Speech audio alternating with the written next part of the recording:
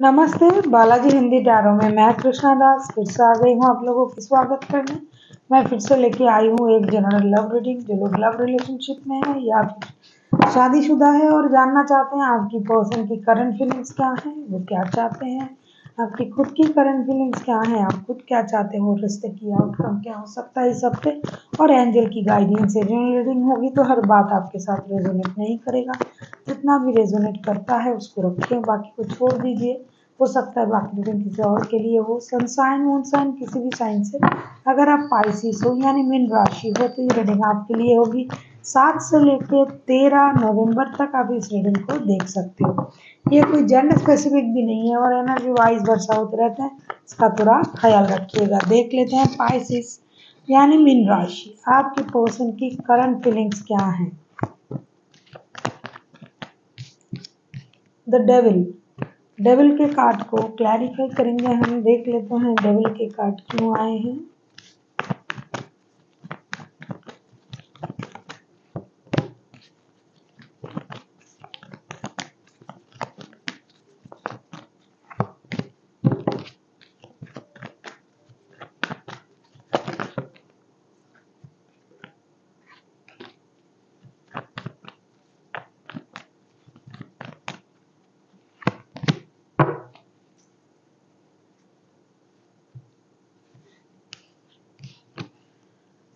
Devil के card को हम क्लैरिफाई कर रहे हैं 6 of swords, page of pentacles and the magician के कार्ड के साथ। मुझे लगता है आपके पर्सन इस रिश्ते में एक ऑब्सेशन की तरह थे या फिर उनके लिए ये रिश्ता एक एडिक्शन, अट्रैक्शन, ऑब्सेशन है। इस रिश्ते में जो भी ये करता है अपने मनमर्जी से रिश्ते को चलाता है। ये इस रिश्ते में हमेशा मैनिपुलेशन, माइंड गेम इन चीज़ों को करता था या करती थी, मैं कह सकती हूँ।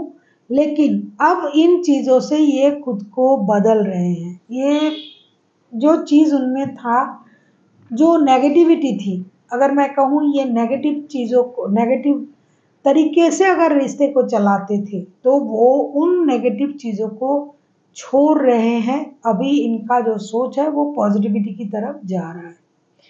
और एक बात मैं कहना चाहूँगी, अगर ये किसी इनका अगर कोई ऐसी कोई बात थी जो एडिक्शन था तो उस एडिक्शन को भी ये छोड़ रहे हैं। वो उस एडिक्शन को भी छोड़ना चाहते हैं। पहले जैसे ये थे अभी वो उन नेचर को चेंज करने के बारे में सोच रहा है, क्योंकि उनको खुद को पता है कि इस रिश्ते में ये सब नहीं चलेगा। जो करेंगे या तो दिल से करना पड़ेगा या तो सोच समझ के रिश्ते को आगे बढ़ानी पड़ेगी। एक नई शुरुआत, दोस्तों जैसा बिहेवियर और पुराने जितनी भी गलत आदत था उनका, उन चीज़ों को ख़त्म करके सूझबूझ समझदारी के साथ रिश्ते में एक नया एंट्री लेने के बारे में सोच रहा है। मतलब इनका जो नेचर है उसको चेंज करने के बारे में सोच रहा है। अभी हम देखेंगे आपकी खुद की करंट एनर्जी क्या है पाइसिस।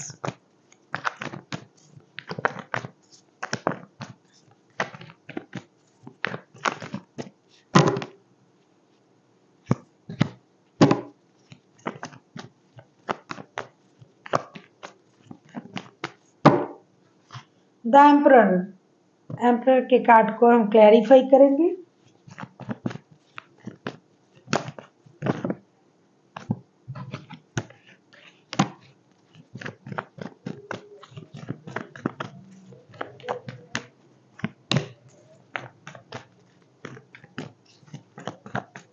बहुत पुराना रिश्ता है आप लोगों का, बहुत पुराना रिश्ता है। बैक टू बैक सारे मेजर अर्थन के कार्ड भी आ रहा है।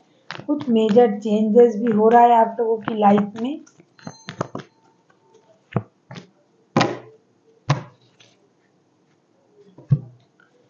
एम्परर के कार्ड को हम क्लैरिफाई कर रहे हैं the hermit, temperance and 6 of cups के साथ। पहले आप जिस तरीके से सोच रहे थे कि आप एक ट्रेडिशनल तरीके से सोच रहे थे, my way is the highway type की सोच आपकी थी, जिसकी वजह से रिश्ता स्टकनेस में चला गया था, या फिर उनके इस बिहेवियर की वजह से उनका एडिक्शन, अट्रैक्शन, कोई शराब की एडिक्शन, सेक्स की, रिश्ते चलाने की, ऑब्सेशन, इस वजह से आप खुद भी परेशान थे। ये तो खुद है ही परेशान, तभी ये इन चीज़ों को छोड़ना चाहते हैं। आप भी परेशान थे, आपका जो सोच है वो स्टकनेस में चला गया है। अभी आप उन चीज़ों से खुद को बाहर लाने के बारे में सोच रहे हो और आप चीज़ों को बैलेंस करने के बारे में सोच रहे हो, क्योंकि फिलहाल आप हर चीज़ की क्लैरिटी खोज रहे हो। आपको ये लग रहा है कि रिश्ते की क्लैरिटी पहले चाहिए, पहले मुझे ये सही करना पड़ेगा कि मुझे भी क्या चाहिए। क्या मुझे इस रिश्ते से मूव ऑन करना चाहिए? क्या रिश्ते स्टकनेस में रहे ऐसा चाहिए?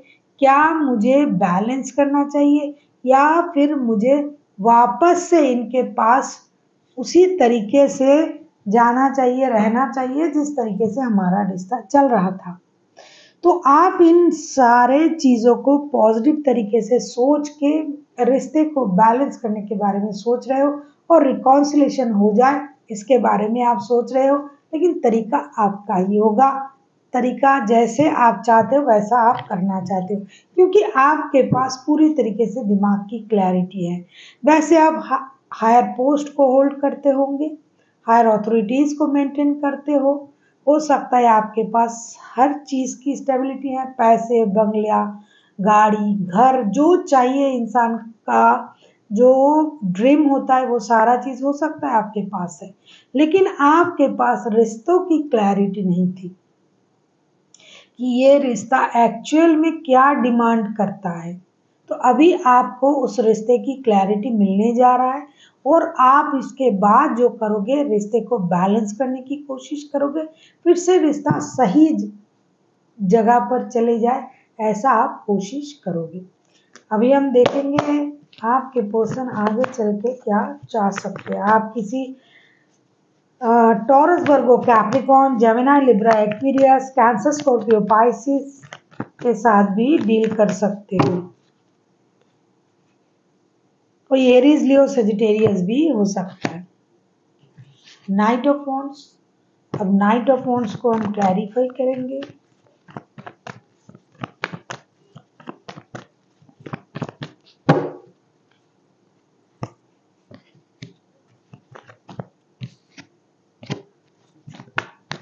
अगर आपको रीडिंग अच्छी लगे तो चैनल को सब्सक्राइब कर दीजिएगा, लाइक, शेयर एंड कमेंट करना भी ना भूलिएगा। किसी को पर्सनल रीडिंग चाहिए तो डिस्क्रिप्शन बॉक्स में इसका डिटेल्स है, आप उसे पढ़ के मेरे साथ कांटेक्ट कर सकते हो। आपके जो पर्सन है नाइट ऑफ वॉन्ड्स को क्लैरिफाई कर रहे हैं, 5 of swords, queen of pentacles and queen of cups के साथ। ये तो बहुत ज़्यादा उतावले हो जाएंगे आगे चल के बात करने के लिए, रिश्ता आगे बढ़ाने के लिए, क्योंकि इनके तो एडिक्शन पहले से ही था इस रिश्ते में। ये पहले से ही इस रिश्ते में इन एंड आउट होते रहते थे, पहले से ही इस रिश्ते में कभी आना कभी जाना, स्टेबिलिटी ना देना। तो इन चीज़ों के बारे में तो आप वाकिफ हो, पहले ही ये करते थे ऐसा। लेकिन एक चीज़ मैंने कहा ना कि अभी इन चीज़ों को छोड़ेंगे। अभी जो उतावलेपन थे, जो इंस्टेबिलिटी था इनमें, उन चीज़ों को वो धीरे धीरे बदलने की कोशिश तो कर रहा है, लेकिन आपके तरफ आने में शर्माएंगे। उनका जो ईगो का प्रॉब्लम है वो रहेगा, सेल्फ रिस्पेक्ट कह सकते हो, थोड़ी सी जो है लचीलापन भी रहेगा। अरे आप कहोगे अरे आपने खुद को बदल डाला है, या फिर ये जो करना चाहते हैं एक्चुअल में तो नेचर उनका ऐसा था नहीं, तो इसको बदलने में भी थोड़ा वक्त लगेगा और ये उसकी कोशिश करेंगे। उनको ये लगेगा कि एक दिन में नहीं लेकिन एक दिन तो ज़रूर होगा, ये सोच के ये इसका शुरुआत कर देंगे। लेकिन इसका मतलब ये कतई नहीं कि आपको कमिटमेंट दे देंगे, कभी नहीं देंगे, ये इनके नेचर नहीं है और ये नहीं दे सकते। इसका मतलब ये नहीं कि आपके प्रति जो उनका जो एडिक्शन है, ऑब्सेशन है, वो कम हो जाएगा, वो छोड़ देंगे, नहीं, कम हो जाएगा। लेकिन वो नेचर उनकी रहेगी, थोड़ी थोड़ी करके वो उसको चेंज करने के बारे में सोचेंगे। और इसके लिए भी ये अपने आप को स्टेबल बनाएंगे कि भाई मुझे चेंज होना है, मेरी इस स्वभाव की वजह से रिश्ते में परेशानी आ रहा है, मेरे वजह से रिश्ता खराब हो रहा है, मेरी वजह से इस रिश्ते में प्रॉब्लम आ रहा है, तो खुद को बदलने की कोशिश जोरों शोर से करेंगे, लेकिन पूरी तरीके से नहीं बदलेंगे। किसी का भी नेचर पूरी तरीके से कभी भी नहीं बदलता है, इस बात का आप ख्याल रखिएगा। देख लेते हैं आपकी क्या स्थिति रहेगी। टू ऑफ पेंटिकल्स,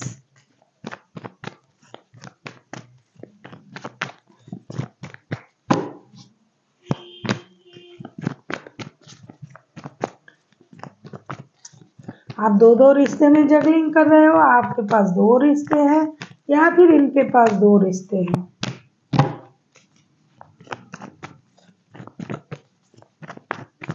आपके पास दो रिश्ते हैं, इनके पास भी दो रिश्ते हैं।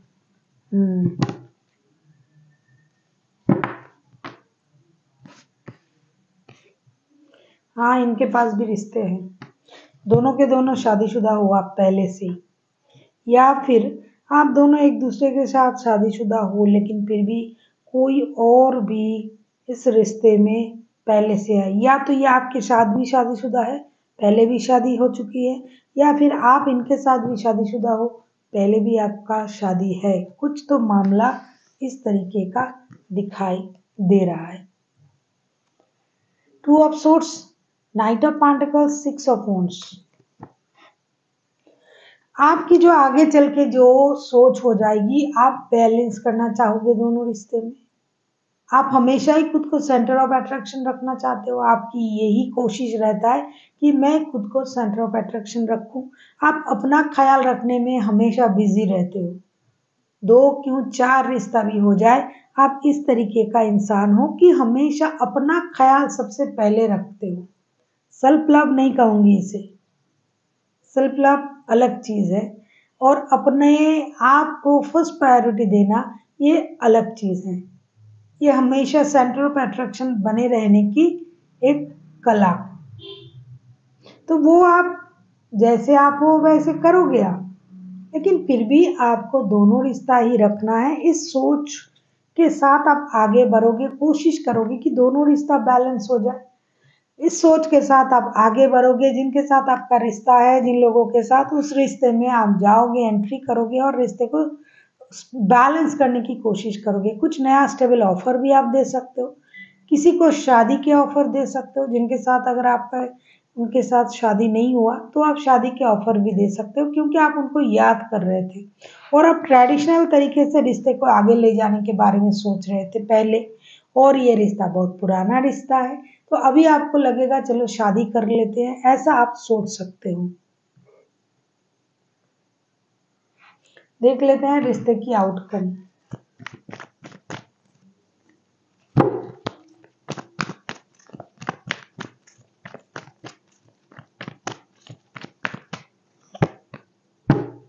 थ्री ऑफ कप्स,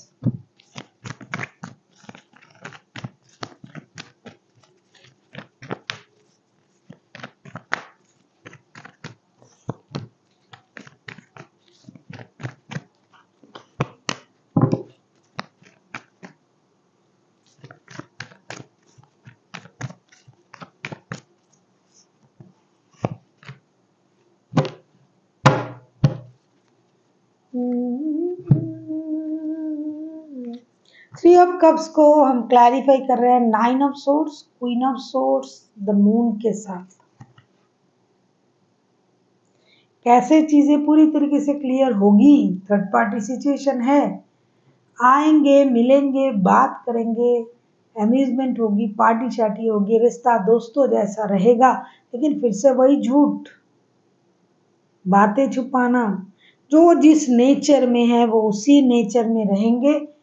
खामाखा जो होगा वो कुछ परेशानी होगी, परेशान होने की ज़रूरत भी नहीं है, क्योंकि आपको पता है इस रिश्ते की स्थिति क्या हो सकता है, लेकिन फिर भी आप अपने आप से परेशान रहोगे, अपने हालात से परेशान रहोगे, क्योंकि मैं बार बार क्यों इस रिश्ते में जाता हूँ या जाती हूँ, जब मुझे इसकी वो जो सिचुएशन है वो पता है, इस बात से आप परेशान रहोगे। हालांकि परेशान होने की ज़रूरत नहीं है, क्योंकि ये आप जानते हो, ये झेलते आए हो आप, आप लोगों में फिर से मुलाकात होगी, आप लोग क्लोज भी आओगे, बहुत क्लोज, इंटीमेट भी हो सकते हो, पार्टी शार्टी करना, घूमना फिरना, मिलना मिलाना।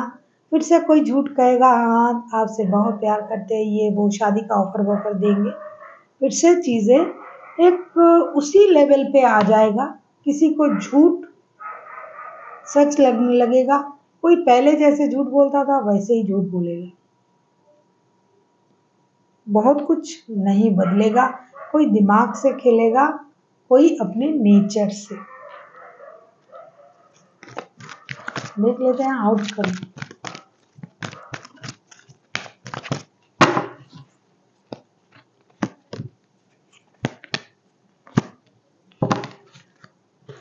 Forgiveness, no and get more information. Forgiveness में तो आना ही पड़ेगा, अगर फॉरगिवनेस में नहीं आओगे तो मिलोगे कैसे? तब तक के लिए तो फॉरगिव करना ही पड़ेगा जब आप मिलोगे, घूमोगे फिरोगे, पार्टी शार्टी करोगे। नो इसलिए है कि अगर आप सोच रहे हो कि ये बंदा या बंदी पूरी तरीके से बदल जाएगा, नहीं, कभी भी किसी का भी नेचर पूरी तरीके से नहीं बदलता है। तीसरा जो आया है गेट मोर इन्फॉर्मेशन, अगर आपको कोई भी डिसीजन लेना है तो बहुत सारा इन्फॉर्मेशन पहले गैदर करें, जाने उसके बारे में, फिर जाके कोई डिसीजन ले। ऐसा नहीं कि सोचा और कर लिया, हम सोए थे याद आया और उठ के हम भागने लग गए, नहीं। जब भी कोई भी कुछ करना पड़ेगा, कोई डिसीजन लेना पड़ेगा, तो बहुत सारी जानकारी के साथ।